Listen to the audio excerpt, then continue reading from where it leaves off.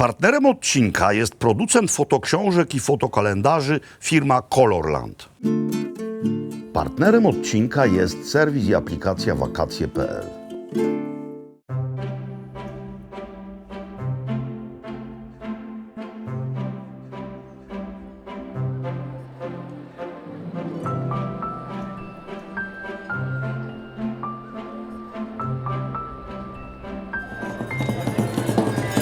Dzień dobry drodzy i szanowni, tym razem dobry los rzucił mnie w miejsce, w którym nigdy wcześniej nie byłem, a o którym wiele słyszałem i od dawna chciałem tu przyjechać. No i wreszcie to się spełniło. Jesteśmy, moi drodzy, w Maroku, w kraju, który słynie z doskonałej reputacji, jeśli chodzi o miejscową kuchnię. Kraju, który słynie z urody. Jesteśmy w Marrakeszu, czyli jednym z najważniejszych tutejszych miast. Będziemy tutaj przez tydzień, nie w samym Marrakeszu, będziemy jeździć. Dzisiaj słońce już powoli chowa się za horyzontem, a jesteśmy w bardzo ważnym miejscu, więc za chwilę postaram się o tym pokrótce opowiedzieć z perspektywą na to wszystko. Ale jutro cały dzień mamy na to fascynujące, pulsujące życiem miasto. No więc witajcie w Marrakeszu.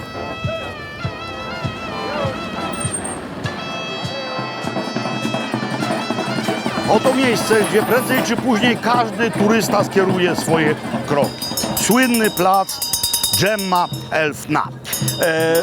To jest miejsce, gdzie miejscowi zarabiają. Tutaj mamy panów w tradycyjnych strojach roznosicieli wody. Kiedyś tak dostarczano wodę do spragnionych w całym Marrakeszu. Oczywiście teraz mamy wodociągi. I danie panom pieniędzy i zrobienie sobie z nimi zdjęcia, widzicie, są wyposażeni w takie dzwonki, żeby było wiadomo, że niosą wodę. To jest rzecz szlachetna. Mamy tutaj różnego rodzaju inne aktywności, które nie są najfajniejsze, no zwłaszcza dwie. Mamy tu panów, którzy mają węże i grają na fujarach, i mamy treserów małp. Te węże jadowite, najczęściej kobry, mają wyrwane zęby jadowe, żeby mogły tutaj w tłumie przebywać i nikogo śmiertelnie nie ukąsić. Ten plac jest w tej chwili w trakcie remontu, rekonstrukcji. Zdarto poprzednią nawierzchnię i będą kładli nową. Maroko będzie organizowało razem z Hiszpanią i z Portugalią Mistrzostwa Świata w piłce nożnej. No i ma się tutaj poprawić nawierzchnia, ale to wszystko, ten żywioł, fakt, że ludzie tutaj po prostu zarabiają, to się z pewnością nie zmieni. No może kiedyś węże i małpy znikną. A teraz poszukamy miejsca, żebyśmy w promieniach już całkowicie zachodzącego słońca mogli zobaczyć to z należytej perspektywy.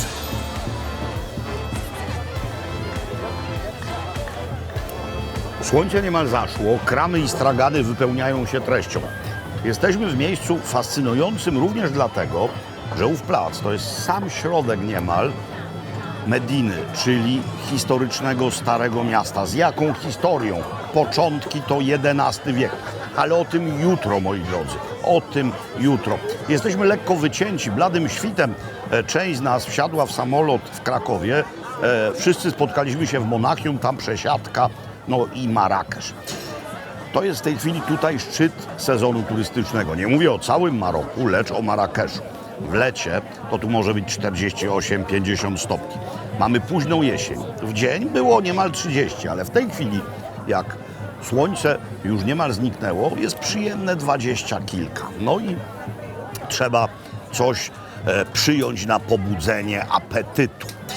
No i mam tutaj klasykę absolutną, miejscową herbatę. Miejscową herbatę, która pojawiła się tutaj za sprawą Brytyjczyków. Bardzo konkretny rodzaj herbaty, zielona, gunpowder tea. To był niejako punkt przystankowy w transporcie tej herbaty z Chin do Wielkiej Brytanii. Wszędzie tam, gdzie są turyści, takowej herbaty z ogromną ilością mięty, bo mięta tu odgrywa również niezwykle ważną rolę, świeża mięta, naprawdę w ilości gigantycznej. Otóż wszędzie tam, gdzie są turyści, takiej herbaty nie słodzi się centralnie. bo ludzie z Europy lubią również pić gorzką herbatę. Jak jesteśmy poza miejscem turystycznym, ona zawsze jest z klucza od razu rozdawniczego posłodzona. Ja ją już dzisiaj piłem i ona jest moim skromnym zdaniem cierpka bardzo. No, mocna zielona herbata. Normalnie w ogóle nie słodzę zielonej herbaty, ale gunpowder z miętą wymaga leciutkiego dosłodzenia. A tej, tak na to tutaj mówią, tak, jedna kostka, nawet nie do końca rozpuszczona, całkowicie wystarcza. No i teraz orzeźwienie. Kubki smakowe zaczynają pracować i to dobrze, gdyż owe kramy to będzie nasz wieczorny, dzisiejszy, kulinarny temat. Po zmroku plac zamienia się w coś w rodzaju targu jedzeniowego. Najczęściej każde stoisko ma jakąś jedną specjalność. Są oczywiście takie, które podają kilka rzeczy, ale najczęściej jest właśnie tak, jak powiedziałem. Tam przed chwilą mijaliśmy miejsce, w którym podają harirę, ale chciałem wam koniecznie pokazać to. Mianowicie ślimaki po berberyjsku. Prosiony babusz, s'il vous plaît. Babusz to w Maroku nazwa takich pantofli wykrzywionych, męskich, najczęściej żółtych, ale to jest również nazwa dania. Merci. Ślimaki po berberyjsku. Gotowane w niezwykle wonnym wywarze. Tam mamy najczęściej 10 różnych przypraw, między innymi anyż gwiaździsty, pieprz, cynamon, goździki i wiele innych. Jak to ślimaki? Je się to wykałaczką, mięciutkie, bardzo dobre, a na samym końcu trzeba sobie strasznie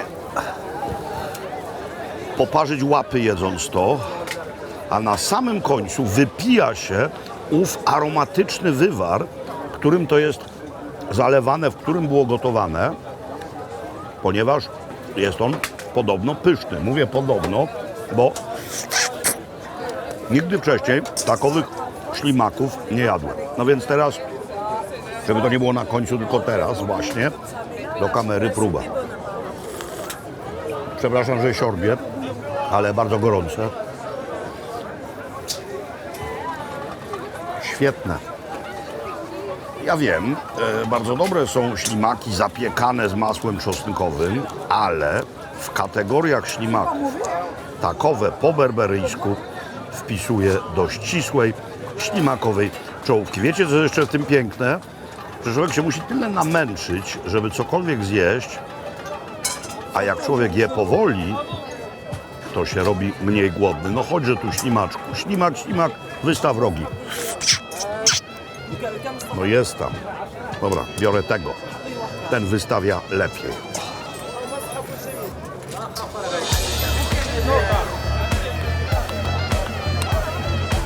Robert Makławicz, Abdul Makławicz, my cousin.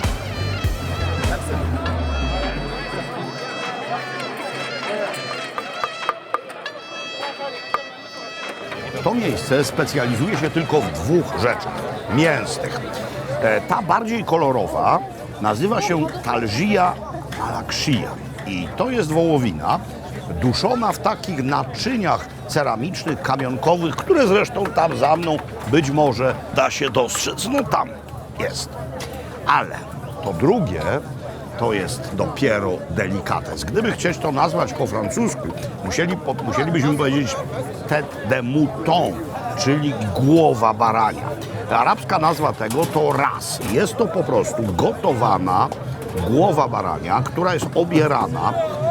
No i jest to coś w rodzaju głowizny, tylko że baraniej. Największym przysmakiem tutaj w tej kompozycji jest ozorek. Do tego trzeba dodać, dobra, to już zamoczyłem w mięsie, to jest suche, do tego trzeba dodać sporo kminu mielonego, nie kminku, kminu. Do tego dostaje się z automatu chlebek, no i próbujemy.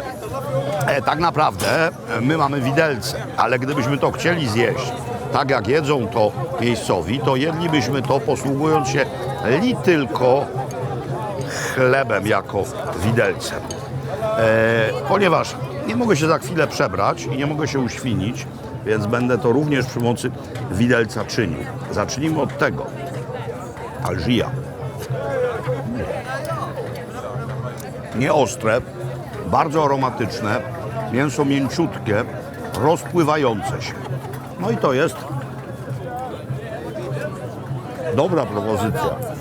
Ale teraz przechodzimy do propozycji kolekcjonerskiej. No, mocniej zalicytować się już nie da. Jak się zamawia w Bośni pieczonego jagniaka, to wtajemniczonym też podają głowę. Ale tak naprawdę mało kto chce to jeść. A tymczasem, jeśli już bierzemy pod uwagę, że się piecze zwierzę i nic się nie powinno zmarnować, skoro zwierzę oddało życie, no to przezwyciężmy niczym nieusprawiedliwiony wstręt i spróbujmy. W końcu jemy też wieprzowy salceson.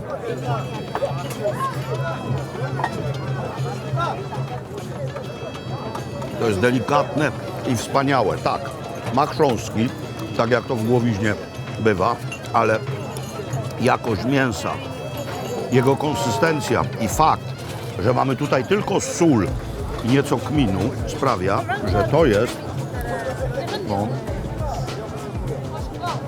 to jest wspaniałe. Raz, to po arabsku głowa. Będę to tutaj zamawiał. No już nie do kamery, żeby was jej zanudzać. To jest świetne.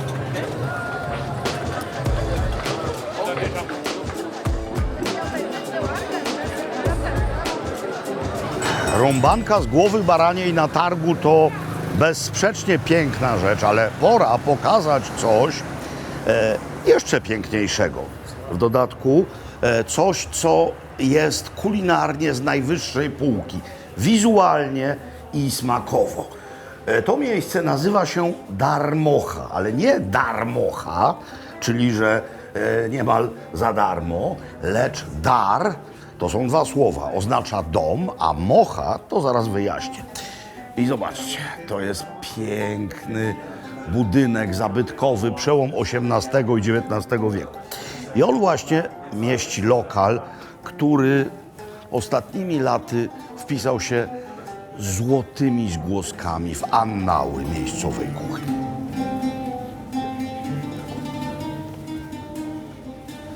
Mocha to skrót od imienia Mohamed. Pan Mohamed Fedal, znany jako szef Mocha. Kształcony w Szwajcarii, tam długo praktykujący. Powrócił do swojego rodzinnego Marrakeszu, do swojego ojczystego Maroka i zaczął gotować miejscową kuchnię w nowym wydaniu. Również bierze udział jako juror w różnych programach typu konkursy kulinarne. Jest też gwiazdą telewizyjną, ale jest ambasadorem i najsłynniejszym reprezentantem nowoczesnej kuchni marokańskiej. To są ciepłe przystawki, zimne. Mieliśmy cały stół zastawiony mini dankami. Wzięliśmy potem kuskusy i różne inne rzeczy. Ale chciałem wam teraz pokazać, jak wygląda pastilla, chicken pastilla. Jak wygląda ta kuchnia właśnie w nowoczesnym wydaniu. Okej. Avec bisque, oui? Sambusa, cheese. Enjoy. Merci. Drodzy Państwo, zacznijmy od pastilli. Pastilla to normalnie jest wielki placek z ciasta, który nazywa się worka, tak to wymawiają. To jest ciasto bardzo podobne do ciasta na strudel, do ciasta filo. W Tunezji robi się z tego briki, czyli się to ciasto składa, nadziewa na przykład tuńczykiem, jajkiem, ziemniakami, smaży w głębokim tłuszczu. A tutaj zwija się właśnie w taki sam sposób i nadziewa różnymi rzeczami. Bardzo słynna jest pastilla z gołębiami. Ale tu mamy mikroporcyjki. To jest pastilla wyłącznie z jarzynami. A obok mamy pastillę nadziewaną owocami morza. Do tego redukcja zrobiona z chitynek skorupiaków, tak zwany bisk. No niezwykle nowoczesna i piękna rzecz. Te placki, jak pójdziemy do lokalów w pastillach się specjalizujących, są ogromne. A tutaj widzicie, chrupiące, ale ma to wszystko, co ma pastilla. To nie zawsze Polakom smakuje. Dlaczego? Dlatego, że nadzienie jest wytrawne, ale to jest lekko słodkie. Często jest posypywane cukrem pudrem. Ta najsłynniejsza z gołębiami, z cynamonem, z mięsem gołębi, też jest z cukrem pudrem. Tak, tu mamy jarzyny, chrupiące, pyszne ciasto, ale delikatna słodycz. Spróbujmy teraz tego. Malutki kęsik. I czy owoce morza też są słodkawe? To jest bardzo ciekawe, przynajmniej z mojego punktu widzenia.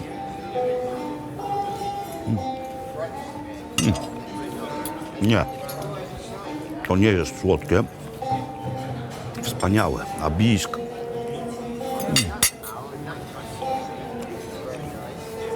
Jak we francuskiej restauracji. No i tak, tu mamy jeszcze jedną pastillę, widzicie? Cukier puder jest tutaj najwyraźniejszy.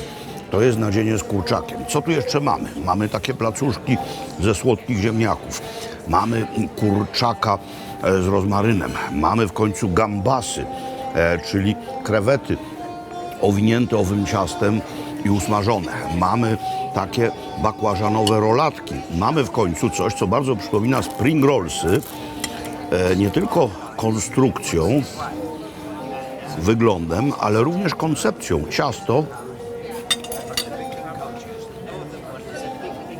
a w środku mielone mięso. Wołowina z odrobiną jagnięciny. Mamy dynię na wierzchu i mamy ciecierzycę. Wino tutejsze, czyli wino marokańskie. Takich rzeczy nie widuje się tutaj często, ale to jest dowód na to, że świat kulinarnie rozwija się cały, również Maroko. Jeśli będziecie szukali nowoczesnej miejscowej kuchni, to pamiętajcie, Marrakesz, Dar Mocha.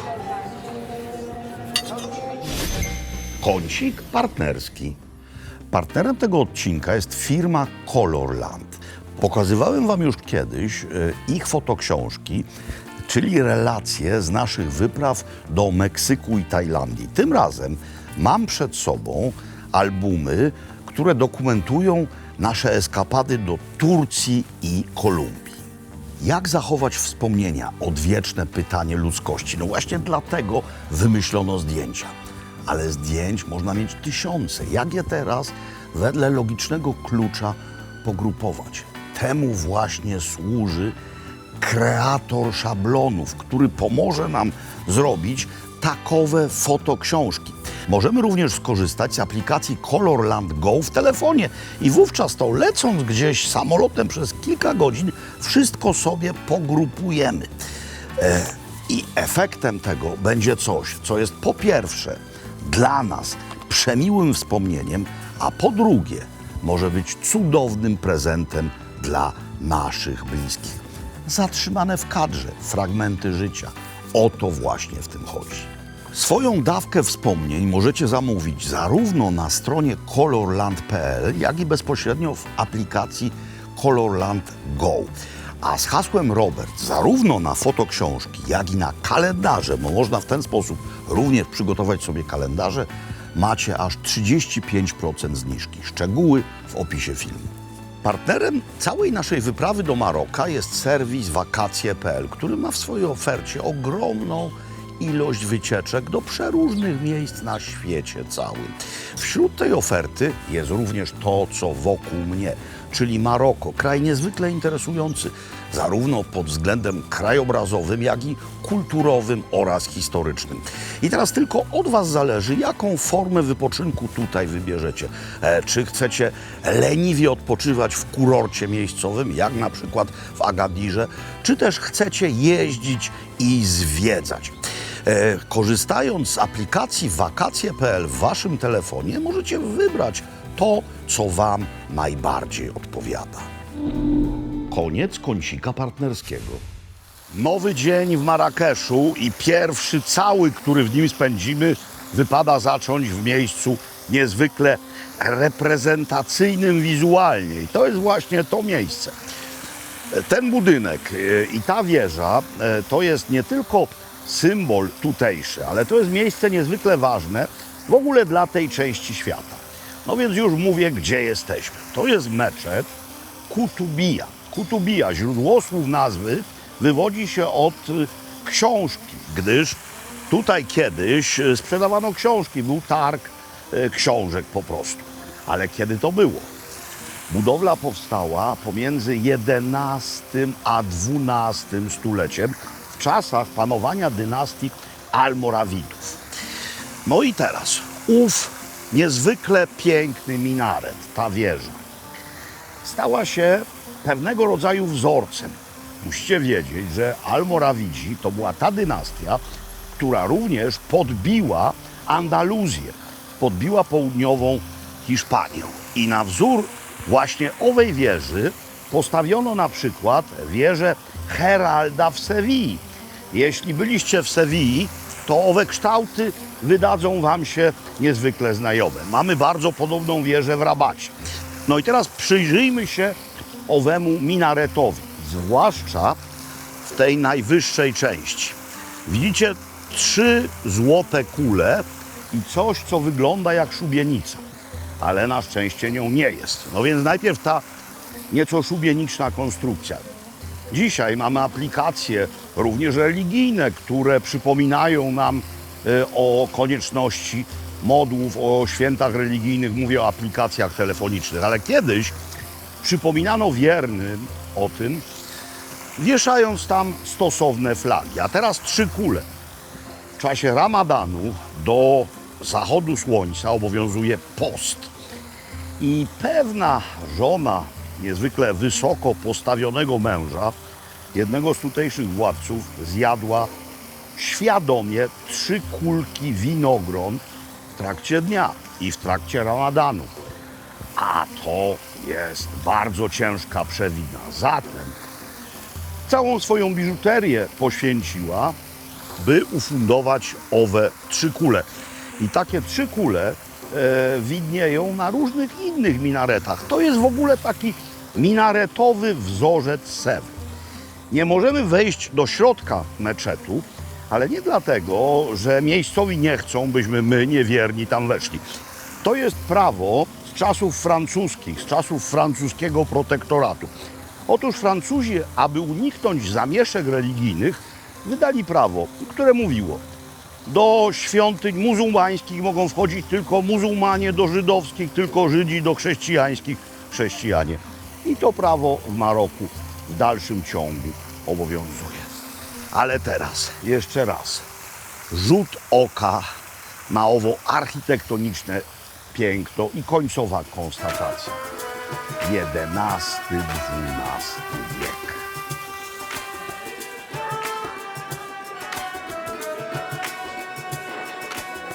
Rozpoczęliśmy spacer po plątaninie uliczek Mediny. Ta część pełna straganów, rzemieślników jeszcze będzie. Zagłębiliśmy się trochę w część mieszkalną, ale to nie znaczy, że tutaj nie ma bardzo ciekawych rzeczy bez wtargnięcia do cudzego mieszkania. No bo spójrzcie na to.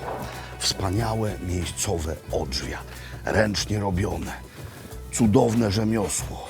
Te charakterystyczne kołatki, akurat ta najbardziej charakterystyczna, to jest dłoń Fatimy. To są rzeczy stare i te stare rzeczy w znacznie większym wyborze oferowane są tam.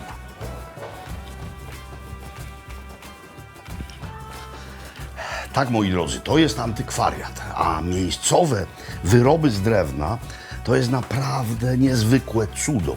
Nie tylko zresztą drzwi, również meble, a również lampy. No, lampy są częściej kute i metalowe niż drewniane. To kiedyś było niezwykle tanie, no bo jak ktoś jest czymś otoczony, to tego aż tak bardzo nie ceni. No ale zaczęli przyjeżdżać turyści, zaczęli to kupować i to wywozić. Oczywiście nie da się czegoś takiego wstawić do bagażu samolotowego, ale po prostu to nadawali. No i w tej chwili ceny tego znacznie wzrosły. I dobrze, dlatego, bo to są dzieła sztuki. I dzięki temu, że te ceny wzrosły, no to nie zostanie to wszystko na pniu wykupione i wywiezione. No zobaczcie, jaka misterna robota. Piękne. Średniowieczne miasta w Europie powstawały oczywiście w obrębie murów obronnych. No i tutaj było tak samo. Medina, czyli Stare Miasto, wczesnośredniowieczne, mury obronne, no i potem wewnątrz miasto. Ale skoro już była granica tego miasta wyznaczona murami, to potem następował proces zagęszczania tego. Stąd właśnie owa plątanina uliczek. Coraz więcej ludzi na przestrzeni wieków, wyznaczony teren, no i zagęszczanie, coraz więcej budynków, coraz węższe uliczki, wąskie. Dzisiaj skutery, kiedyś osły.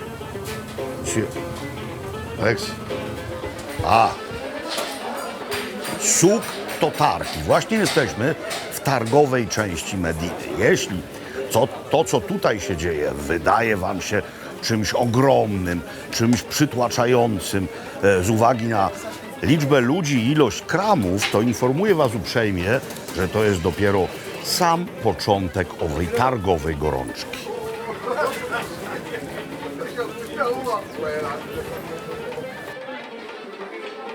Globalizacja sprawiła, że w wielu nawet najodleglejszych miejscach świata, na targach tak zwanych tradycyjnych, mamy bardzo często to samo, czyli chińskie rzeczy produkowane w tym samym miejscu, robione na jedno kopyto, czasami tylko mające jakieś oznaki lokalności. Ale tutaj w Maroku tak nie jest. Tutejsi rzemieślnicy są naprawdę wyborni. Widzieliśmy antykwariat, to były stare rzeczy, ale ta tradycja ręcznego wyrabiania różnych dóbr jest cały czas kultywowana. I większość rzeczy, nie wszystkie, ale większość rzeczy, które właśnie tutaj w tej rzemieślniczej części Suku są oferowane, powstają na miejscu. W dodatku niektóre są tu wyrabiane, no nie te. Tutaj mamy ogromny sklep z dywanami i poduchami. Takich rzeczy jest tu multum. Ale jak pójdziemy dalej, z pewnością zobaczymy panów, którzy klepią miedź, nadają metalom różne kształty, którzy polerują drewno. To wszystko tutaj to jest wytwór lokalnych rąk, biżuteria. O, jaka piękna. Niektóre miejsca wyglądają jak po prostu wypasione butiki i w rzeczy samej takie są. Więc mamy albo takie zwykłe punkty, albo miejsca ekskluzywne. To wszystko tu jest. Znam takich, którzy w związku z tym przylatują do Maroka z niemal pustymi walizkami, a wracają z pełnymi. I szczerze mówiąc, wcale im się nie dziwię.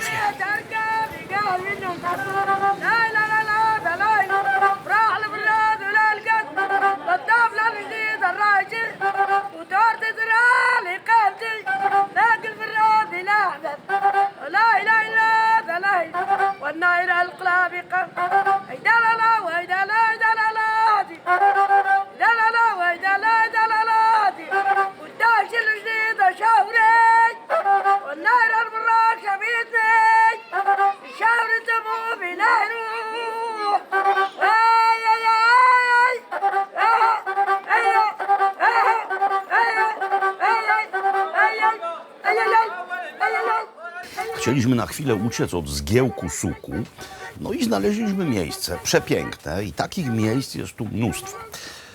To miejsce to Riad albo też Riyad, czyli dawne, tradycyjne domostwo, jak wiele z nich przerobione na butikowy hotel z kawiarnią, restauracją. No i właśnie tutaj sobie odpoczywamy.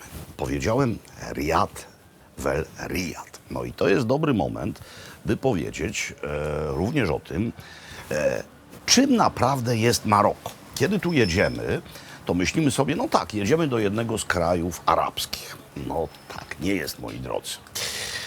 Ta dynastia, o której mówiłem przed chwilą, ta, która podbiła Andaluzję, El Andalus, to byli Berberowie. Dopiero potem tutaj nastąpiły najazdy arabskie. Oczywiście kultura arabska jest przyjęta i język arabski również funkcjonuje, ale nie jest to ów klasyczny arabski. On jest teoretycznie jednym z języków urzędowych, ale miejscowi mówią w miejscowej odmianie arabskiego, która no tak się ma do tego klasycznego, jak mniej więcej czeski do słowackiego albo polski do czeskiego. 40% mieszkańców Maroka uznaje za swój pierwszy język berberyjski, a 90% z nich, jak się szacuje, ma korzenie berberyjskie. Zatem jesteśmy w kraju berberyjskim. No, mamy jeszcze jeden język, który nie jest urzędowy, ale z historii się wiedzie, protektorat francuski, więc prawie każdy tutaj mówi po francusku. No i jeszcze jedna rzecz ważna, moim skromnym zdaniem. Mam miejscowe piwo, zresztą bardzo dobre, o nazwie Casablanca. No i turyści masowo walą do Casablanki, no bo intryguje ich sam dźwięk owej nazwy. Nazwa piękna, Casablanca. Ale chodzi o film z Humphreyem Bogartem. Tymczasem biedacy nie wiedzą, że nie zobaczą w Casablance żadnego pleneru z owego filmu, ponieważ wszystkie sceny z tego filmu były kręcone w Kalifornii, w studiach Hollywood, a w dodatku Casablanca nie jest najbardziej atrakcyjnym marokańskim miastem. No i to w zasadzie koniec wykładu. Tak jak we Francji, jak się zamówi nawet piwo, czy we Włoszech, to do tego dostaje się przekąseczki. I mam tutaj na przykład oliwki w takiej paście z harisą i ziołami marynowane. Bardzo dobre. Casablanca też jest dobra. I cisza. Mówiłem, że uciekam od zgiełku, ja gadam. Więc teraz cisza. Praktyczna ilustracja tego, o czym przed chwilą mówiłem. Jesteśmy na historycznym, zabytkowym placu i mamy informacyjną tablicę. No i mamy języki. Mamy tutaj francuski, mamy naszych czasów Esperanto, czyli angielski. No i zobaczcie, tu mamy po arabsku, ale tu mamy po berberyjsku. I o ile zarówno po hebrajsku, jak i po arabsku czyta się od prawej do lewej i pisze, tak po berberyjsku, tak jak w alfabetach łacińskich w Europie, jest odwrotnie, od lewej do prawej. Napisy po berberyjsku. To się naprawdę w niewielu miejscach na świecie zdarza. Przy meczetach od dawien dawna istnieją szkółki koraniczne prowadzone przez lokalnych imamów. Natomiast my w tej chwili zajmiemy się szkolnictwem wyższym. Jesteśmy tuż przy Suku, a stoję na dziedzińcu jednego z najważniejszych zabytków miasta, ale i całego kraju. To jest niegdysiejsza szkoła koraniczna. Tutaj nazywa się ją mianem medersa, a my jesteśmy przyzwyczajeni do terminu medresa. Medersa Ben Józef, założona w XVI wieku i teraz tylko odnowiona, ale wszystko wygląda tak jak kiedyś. Szkoła koraniczna z internatem. Widzimy tutaj na piętrze takie małe okienka. To były pokoje mieszkalne dla młodzieńców, którzy tutaj się uczyli. Ta woda na środku to nie jest rzecz służąca rytualnemu obmywaniu się. Osobno jest takie miejsce. Zresztą w tych riadach, jak już mówiłem, o tym jeszcze będzie, również mamy bardzo często na dziedzińcach takie małe baseniki, nie do kąpieli. No a poza tym woda w kraju, który jest ubogi w wodę, jest synonimem pewnego rodzaju zbytku, dostatku. Zobaczcie, jak to pięknie wszystko wygląda. Zgodnie z nauką islamu nie mamy tutaj przedstawień ludzkich, tylko najczęściej wzory geometryczne. I dokładnie taką samą metodą, jak przed chwilą widzieliśmy na Suku.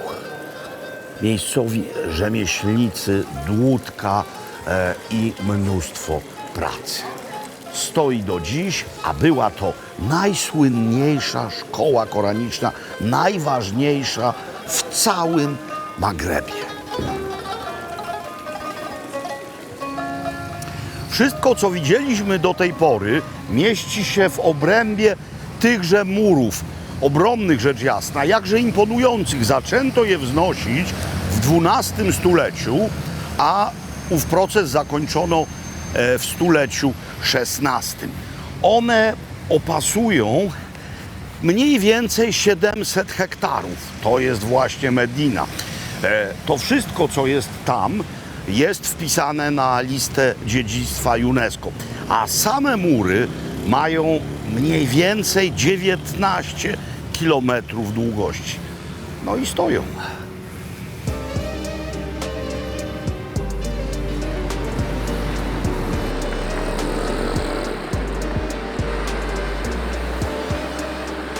Wychynęliśmy poza Stare Miasto. Jesteśmy w czymś, co nazywa się Ville Nouvelle, termin francuski, bo wiodący się z czasów francuskiego protektoratu. Czyli Nowe Miasto. Francuzi obok tych tradycyjnych starych miast, kiedy tutaj rządzili, budowali takie części nowoczesne, szerokie arterie, urzędy użyteczności publicznej. No i to jest właśnie ta część Marrakeszu. Nazywa się ten fragment Ville Nouvelle Gélis, prawdopodobnie od l'église, od église, kościoła. Skoro mieszkali tu Francuzi, to też był kościół. No i postanowiliśmy wychynąć poza Stare Miasto, by pokazać Wam miejsce, gdzie turyści się nie żywią. Ta ulica ma mnóstwo adresów restauracyjnych, a my jesteśmy w czymś w rodzaju jadłodajni, żeby prawdę o tutejszej gastronomii pokazać. No więc zaczynamy. Przystawka. Ta sałatka nazywa się sałatką marokańską, czyli bardzo prosta rzecz. Pomidory pokrojone w kosteczkę jak w sałatce serbskiej, cebula, papryka, kolendra, oliwki, oliwa, sól. To jest to. Do doprawienia, jakby ktoś chciał, tutaj harissa. Tu obok fasola, biała fasola duszona w aromatycznym sosie. I 3 dania główne. Na to się ostrze, to są flaczki. Flaczki nie jako zupa, flaczki jako danie całkowicie niezupne. Pływa to w sosie. Widać wyraźnie, że jest w tym papryka. Czuć, że jest w tym trochę kminu, to jest nieostre i to jest świetne. Zwłaszcza konsystencja flaczków absolutnie doskonała. Tak, to są mocarne, świetne flaki. A jak to będzie smakowało z odrobiną harissy?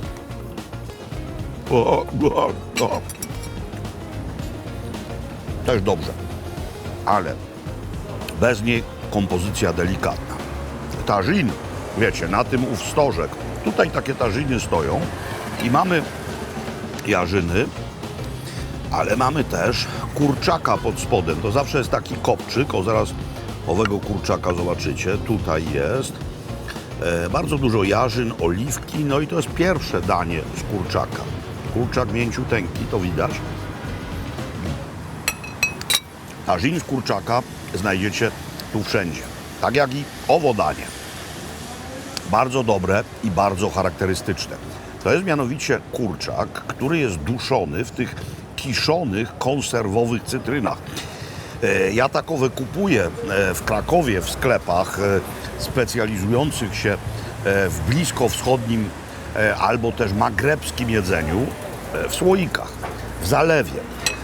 Takie cytryny, one są solone, a potem zalewane i tak podlegają procesowi kiszenia, który to w sposób niezwykły wzmacnia ich smak.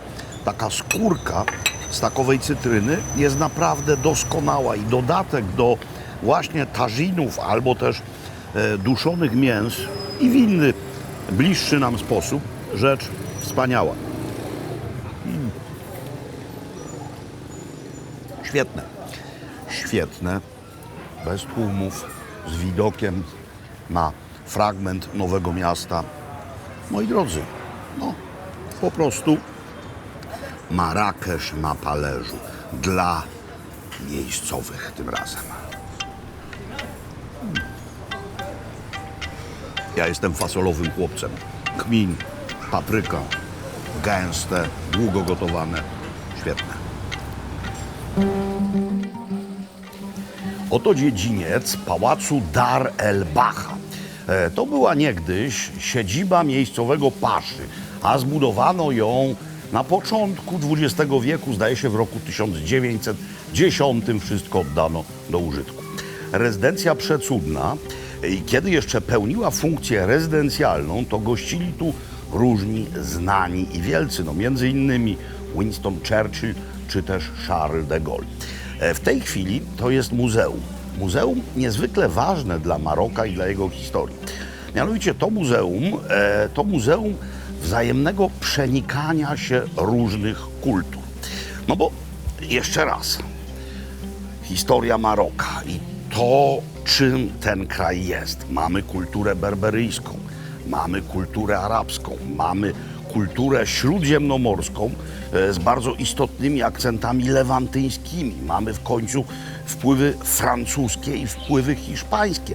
Wszystkie te kultury tutaj są w jakiś sposób reprezentowane. I oczywiście wspaniale jest przyjść do tego muzeum i zobaczyć te cudowne rzeczy w wersji muzealnej. Ale sam ów kraj, samo Maroko jest takim muzeum przenikania się kultur.